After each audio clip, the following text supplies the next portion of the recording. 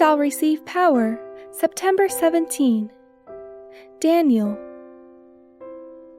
Then the king made Daniel a great man, and gave him many great gifts, and made him ruler over the whole province of Babylon, and chief of the governors over all the wise men of Babylon. A confession of Christ means something more than bearing testimony in social meeting. Daniel is an example to believers as to what it means to confess Christ. He held the responsible position of prime minister in the kingdom of Babylon, and there were those who were envious of Daniel among the great men of the court, and they wanted to find something against him that they might bring an accusation against him to the king. But he was a faithful statesman, and they could find no flaw in his character or life. Then said these men, "We shall not find any occasion against this Daniel, except we find it against him concerning the law of his God." So they agreed together to ask the king to make a decree that no one should ask any petition of any god or any man for 30 days, save of the king.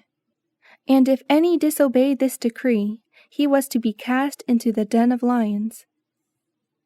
But did Daniel cease to pray because this decree was to go into force? No, that was just the time when he needed to pray. When Daniel knew that the writing was signed, he went into his house, and his windows being open in his chamber toward Jerusalem, he kneeled upon his knees 3 times a day, and prayed, and gave thanks before his God, as he did aforetime.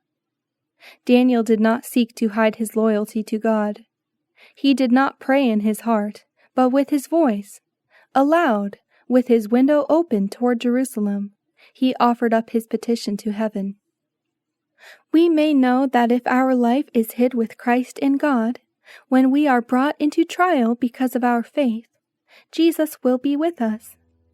When we are brought before rulers and dignitaries to answer for our faith, the Spirit of the Lord will illuminate our understanding, and we shall be able to bear a testimony to the glory of God.